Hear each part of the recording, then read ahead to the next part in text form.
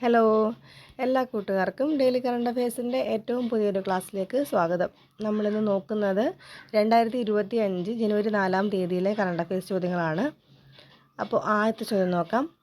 കാലാവസ്ഥാ വ്യതിയാനം ചെറുക്കാനുള്ള ശ്രമങ്ങളിൽ മുൻനിരയിലുള്ള രാജ്യങ്ങളിൽ ഇന്ത്യയുടെ സ്ഥാനം എത്രയാണ്?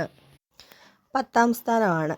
കാലാവസ്ഥാ വ്യതിയാനം ചെറുക്കാനുള്ള ശ്രമങ്ങളിൽ മുൻനിരയിലുള്ള രാജ്യങ്ങളിൽ ഇന്ത്യയുടെ സ്ഥാനം 10ാം സ്ഥാനമാണുള്ളത്. ഏഷ്യയിലെ ഏറ്റവും കൂടുതൽ ഗതാഗതക്കുരുക്കുള്ള നഗരം ഏതാണ്? ഏഷ്യയിലെ ഏറ്റവും കൂടുതൽ ഗതാഗതക്കുരുക്കുള്ള നഗരം ബാംഗ്ലൂരാണ്.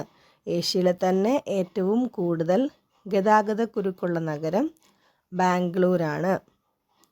കേരളത്തിൻ്റെ 23ാമത് ഗവർണർ ആരാണ്? കേരളത്തിൻ്റെ 23ാമത് ഗവർണർ രാജേന്ദ്ര വിശ്വനാഥ് ആർലേക്കർ ആണ്.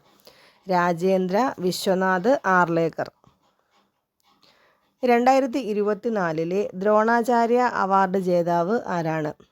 2024 ദ്രോണാചാര്യ അവാർഡ് ജേതാവ് മുരളീധരനാണ്. 2024 ദ്രോണാചാര്യ അവാർഡ് ജേതാവ് മുരളീധരൻ. കേരള സർക്കാരിൻ്റെ തദ്ദേശ സ്വയംഭരണ വകുപ്പിൻ്റെ പുതിയ മൊബൈൽ ആപ്ലിക്കേഷൻ ഏതാണ്? കേരള സർക്കാരിൻ്റെ തദ്ദേശ സ്വയംഭരണ വകുപ്പിൻ്റെ പുതിയ മൊബൈൽ ആപ്ലിക്കേഷനാണ് കെ സ്മാർട്ടപ്പ്. കേരള സർക്കാരിൻ്റെ തദ്ദേശ സ്വയംഭരണ വകുപ്പിൻ്റെ പുതിയ മൊബൈൽ ആപ്ലിക്കേഷനാണ് കെ സ്മാർട്ടപ്പ്. 2024 അർജുന അവാർഡ് നേടിയ മലയാളി താരം ആരാണ്? 2024 അർജുന അവാർഡ് നേടിയ മലയാളി താരം സാജൻ പ്രകാശ്. സാജൻ പ്രകാശ്. 63ാമത് സംസ്ഥാന സ്കൂൾ കലോത്സവത്തിൻ്റെ വേദി എവിടെയാണ് ചോദിച്ചാൽ തിരുവനന്തപുരമാണ്. 63ാമത് സംസ്ഥാന സ്കൂൾ കലോത്സവത്തിൻ്റെ വേദി തിരുവനന്തപുരം. 63ാമത് സംസ്ഥാന സ്കൂൾ കലോത്സവത്തിൻ്റെ വേദി തിരുവനന്തപുരം. അടുത്തിടെ ബംഗ്ലാദേശിൻ്റെ രാഷ്ട്രപിതാവ് എന്ന പദവിയിൽ നിന്ന് ഒഴിവാക്കപ്പെട്ടത് ഷെയ്ഖ് മുജീബുർ റഹ്മാനാണ്. അടുത്തിടെ ബംഗ്ലാദേശിൻ്റെ രാഷ്ട്രപിതാവ് എന്ന പദവിയിൽ നിന്ന് ഒഴിവാക്കപ്പെട്ടത് ഷെയ്ഖ് മുജീബുർ റഹ്മാൻ.